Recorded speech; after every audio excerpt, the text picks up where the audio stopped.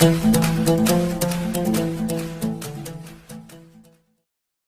सभी लोगों का स्वागत है आपके अपने परिवार फ्यूचर ऑनलाइन क्लासेस सोनपुर में। आज हम इस वीडियो में Bihar DElEd first year session आपके 23 से 25 के बच्चों के लिए पेपर आपके F8 के महत्वपूर्ण गेसिंग प्रश्न को लेकर आए हैं, जिसमें आप सभी लोगों को हम 15 से 17 प्रश्न जो है बताने वाले हैं, जो कि आपके एग्जाम के लिए काफी महत्वपूर्ण रहने वाले हैं। ऑलरेडी हमने पेपर आपके F1 से लेकर F7 तक गेसिंग क्वेश्चन करा दिया है और अभी हम लोग जो है पेपर आपके F8 के ऊपर बात करेंगे, जिसमें आप सभी लोगों को हिंदी का शिक्षण शास्त्र के ऊपर बात करेंगे। तो आपसे निवेदन है, अगर आप चैनल पर नए हैं तो चैनल को लाइक शेयर एंड सब्सक्राइब जो है जरूर करेंगे। यहाँ पर ध्यान दीजिएगा मेरी बातों को कि Bihar DElEd first year session 23 से 25 गेसिंग क्वेश्चन पेपर आपका F8 है। हिंदी का शिक्षण शास्त्र प्राथमिक स्तर की हम बात कर रहे हैं और हम यहाँ पर यूनिट 1 की बात करेंगे। इस पेपर में आपको टोटल जो है 4 यूनिट पढ़ने हैं और प्रत्येक यूनिट से मैं महत्वपूर्ण प्रश्नों को लिया हूं, जो कि आपके एग्जाम के लिए काफी महत्वपूर्ण रहने वाला है। तो आपसे निवेदन है कि मैं सारे प्रश्नों को समझा दूंगा, आप लोग इसको लिखने का प्रयास जरूर कीजिएगा, क्योंकि पिछले कई दिनों से मेरी तबीयत जो है ठीक नहीं चल रही है, जिसकी वजह से मैं प्रॉपर आप सभी लोगों को क्लास नहीं दे पा रहा हूं। इसके लिए मैं क्षमा चाहूंगा, बट आप सभी लोगों के लिए जरूर जितनी मेहनत होगी मैं उतना आप सभी लोगों के लिए करूंगा। यहाँ पर ध्यान दीजिएगा, तो यहाँ पर यूनिट 1 की हम बात कर ले तो यूनिट 1 से हमने जो है आप सभी लोगों के लिए 5 क्वेश्चन का चयन किया है, जो कि आपके एग्जाम के लिए काफी महत्वपूर्ण रहने वाला है। और यहाँ पर आपका पहला प्रश्न है कि हिंदी शिक्षण के महत्व के बारे में चर्चा कीजिए। अब मुझे आप लोग बताइएगा कि हिंदी शिक्षण के महत्व के बारे में आपको चर्चा करनी है कि हिंदी शिक्षण आखिर होता क्या है। तो हम सभी लोग जानते हैं कि हिंदी शिक्षण के अंतर्गत जो है हम लोग हिंदी के बारे में जानते हैं, हिंदी की आवश्यकता, हिंदी के महत्व और हिंदी के अवधारणा के बारे में जानते हैं।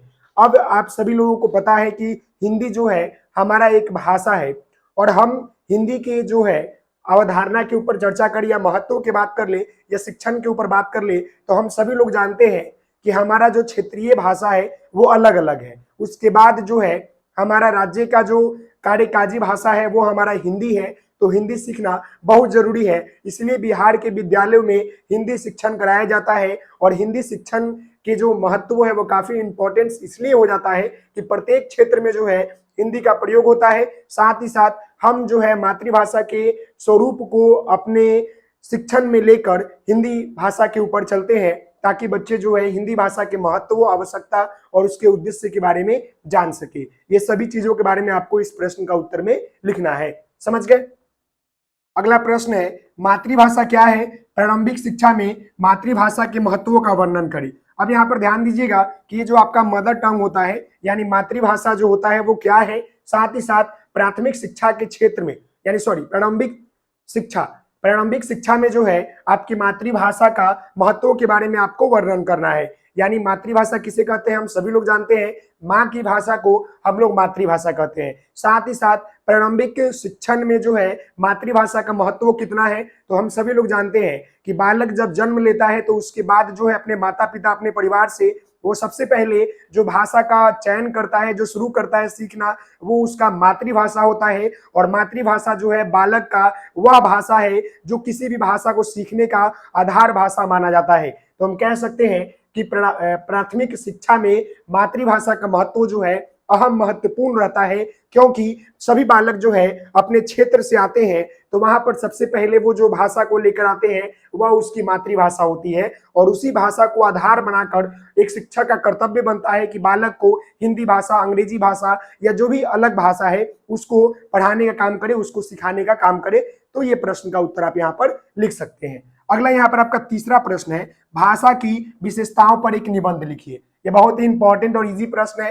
भाषा किसे कहते हैं हम सभी लोग जानते हैं कि भाषा एक ऐसी माध्यम है जिसके द्वारा किसी भी मनुष्य को जो है अपने भावों और विचारों को आदान प्रदान करते हैं, दूसरे के भावों और विचारों को समझते हैं, उसी को भाषा कहते हैं। भाषा आपका मुख्यतः 3 प्रकार के होते हैं, लेकिन आपके मुख्य तौर पर 2 ही प्रकार का प्रयोग करते हैं, लिखित भाषा, मौखिक भाषा। साथ ही साथ भाषा की विशेषता यह है कि हम अपने भावनाओं को एक दूसरे के सामने शेयर कर पाते हैं। भाषा हमारी अर्जित संपत्ति है। भाषा के जो है प्रकृति भिन्न होते हैं, हर जगह बदलते बदलते जो हमारी भाषा भी बदल जाती है।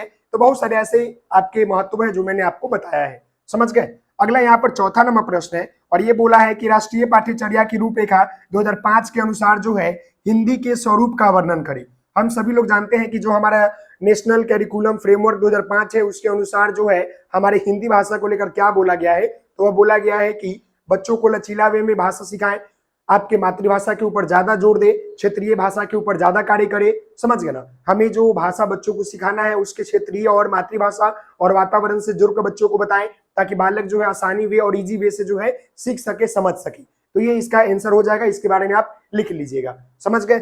जी हाँ। उसके बाद जो आपका अगला प्रश्न है वो आपका बीसीएफ के ऊपर है, जो कि आप देख सकते हैं यहाँ पर आपका जो है बिहार पाठ्यचर्या की रूपरेखा 2008 के अवलोक में हिंदी भाषा के उद्देश्य को समझिए।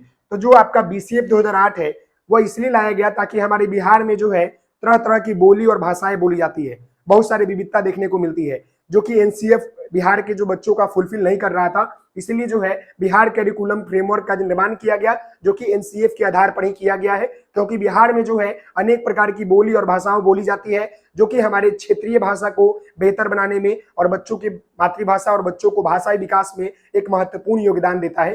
क्योंकि अलग अलग क्षेत्र के बच्चे आते हैं, अलग अलग क्षेत्र के भाषा अलग अलग होते हैं, जो कि मातृभाषा और क्षेत्रीय भाषा दोनों को मिलाकर एक बेहतर भाषा का निर्माण करे, हिंदी की तरफ ले चले या अंग्रेजी की तरफ ले चले, उसके बारे में यहाँ पर आपको लिखना है। समझ गए? इसमें भी कहा गया है कि लचीला होना चाहिए, मातृभाषा के ऊपर जोर दिया जाए, क्षेत्रीय भाषा के ऊपर जोर दिया जाए, बच्चों को आसानी वे में जो है इजी वे में हिंदी भाषा की तरफ उन्मुख किया जाए, यानी मोड़ा जाए। समझ गए ना? तो इस प्रश्न का उत्तर ऐसे लिख लीजिएगा। चलिए अब हम जो है यूनिट 2 की तरफ बढ़ते हैं। यहाँ पर ध्यान दीजिएगा, यूनिट 2 की हम बात कर ले तो पहला प्रश्न है हिंदी शिक्षण में पाठ्यचर्या, पाठ्यक्रम और पाठ्य पुस्तक के महत्व पर प्रकाश डालिए। अब मुझे बताइए कि बच्चों को हिंदी शिक्षण देना है तो उसके जो है पाठ्यचर्या, पाठ्यक्रम, पाठ्य पुस्तक कैसा होना चाहिए, यानी कैरिकुलम, आपका सिलेबस और आपका बुक।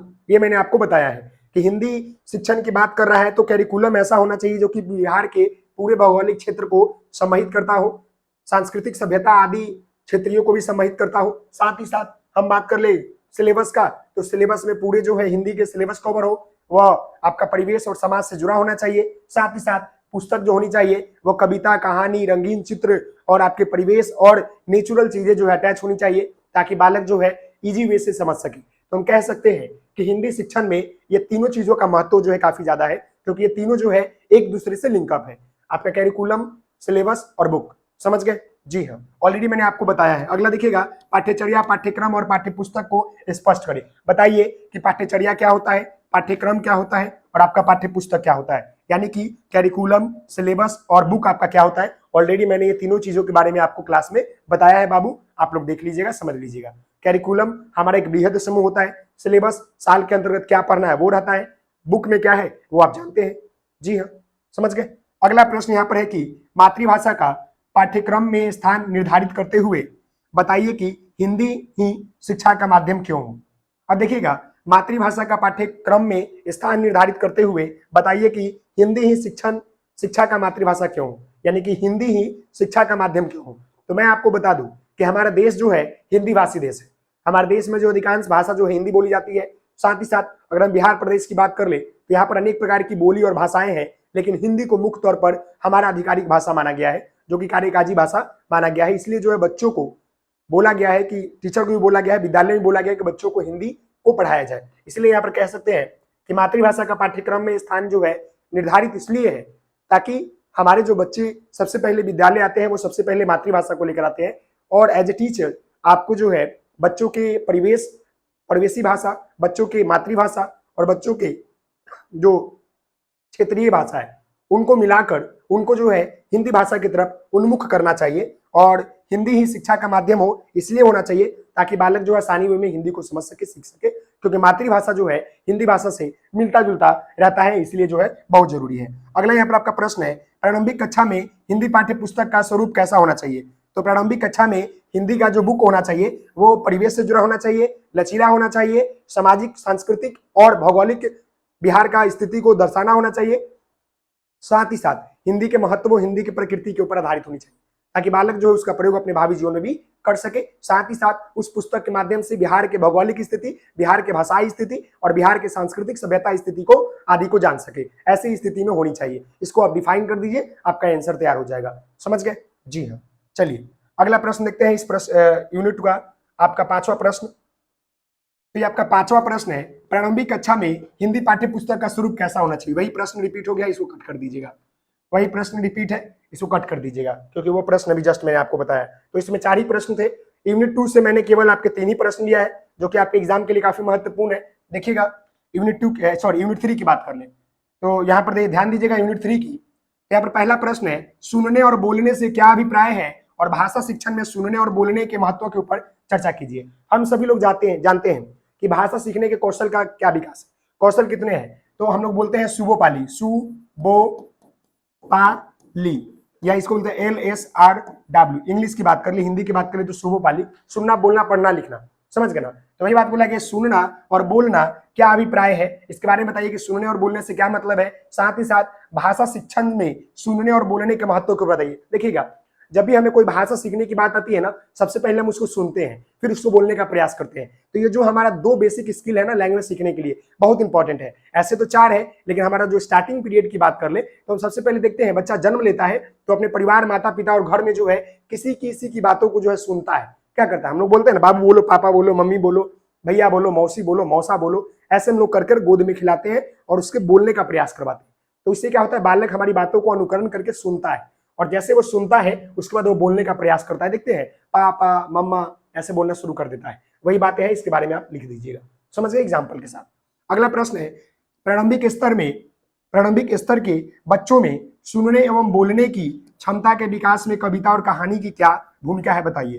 तो मैं आपको बता दूं कि प्रारंभिक स्तर की बात करते हैं तो वहां पर बच्चों के सुनने और बोलने की क्षमता का विकास में कविता और कहानी का महत्व जो है बहुत जरूरी है। जब बालक प्रारंभिक स्टेज में यानी 1 to 5 के क्लासों में जब कविता और कहानियां को पढ़ते हैं, मतलब जब उनको कहानी और कविता सुनाया जाता है ना, बोला जाता है, सुनाया जाता है, तो बालक जो उन चीजों को सुनता है और फिर इसको बोलने का प्रयास करता है। देखते होंगे छोटे बच्चों को जब हिंदी में कविता पढ़ाया जाता है कि बोलो बंदर मामा पहन पैजामा ठुमुक ठुमुक ससुराल चले, तो बालक उन चीजों को रिपीट करता है, बोलने का प्रयास करता है। पहले सुनता है फिर इसको बोलता है। तो इससे क्या होता है कि उसका लैंग्वेज स्किल जो है डेवलप करता है, उसका हिंदी भाषा जो है डेवलप करता है। बालक सुनते सुनते बोलना भी शुरू कर देता है। समझ गए ना? जी हाँ। अगला प्रश्न है, हिंदी भाषा सीखने के संकेतों की चर्चा कीजिए। संकेतों यानी कि स्किल की चर्चा कीजिए। हिंदी भाषा सीखने के संकेतक क्या है? जब बालक जो है शुद्ध लिखना, बोलना, पढ़ना सीख जाए, वो हमारा हिंदी भाषा सीखने का संकेतक है। और इसके 4 टर्म होते हैं, LSRW, सुबोपाली, सुनना, बोलना, पढ़ना, लिखना, जो कि स्टेप बाय स्टेप चलते हैं। समझ गए ना? तो ये प्रश्न का उत्तर लिख लीजिएगा। क्लियर है? जी हाँ। आइए आज जो है अब हम इसके अंतिम यूनिट की बात करते हैं, जिसमें हमने जो है केवल 2 प्रश्न लिया है, जो कि काफी महत्वपूर्ण है। यूनिट 4 है, यहाँ पर देख सकते हैं, पढ़ने का अर्थ स्पष्ट करें, शुरुआती पढ़ना क्या है, शुरुआती पढ़ने के चरणबद्ध प्रक्रिया को समझ विकसित करें। अब बताइएगा, पढ़ने का अर्थ क्या होता है? पढ़ने का मतलब होता है किसी भी कंसेप्ट को समझने का प्रयास करना, किसी भी बातों के ऊपर ध्यान देना। साथ ही साथ शुरुआती पढ़ना क्या होता है? जब बालक जो है शुरुआती पढ़ना शुरू करता है तो गलतियां करता है, गलती करके जो है बालक धीरे धीरे वो पढ़ना शुरू कर देता है और धीरे धीरे वो सही रास्ते पर चला जाता है। साथ ही साथ शुरुआती पढ़ने के चरणबद्ध प्रक्रिया क्या है? शुरुआती पढ़ने के चरणबद्ध प्रक्रिया क्या है? तो सबसे पहले बालक जो है अक्षर को पहचानता है, फिर वो जो है शब्द, फिर आपके अक्षर, शब्द, वाक्य, धीरे धीरे जो है तब जाकर जो है वो सेंटेंस को बोलना शुरू करता है। तो इस तरह बातें आप लिख सकते हैं। क्लियर है ना? जी हाँ। अगला प्रश्न है, बाल साहित्य से आप क्या समझते हैं? पढ़ने, सीखने, सिखाने की में बाल साहित्य की भूमिका अथवा महत्व का वर्णन कर। देखिएगा, बाल साहित्य क्या होता है? आप लोग देखेंगे छोटे बच्चों का बुक मिलता था बाल साहित्य का, जिसके अंतर्गत जो है बहुत सारे अक्षर, बहुत सारी कविता, कहानी, नाटक, बहुत सारे चित्रण वाले शब्द, बहुत सारे मतलब कविता, कहानी ऐसे दिए रहते थे।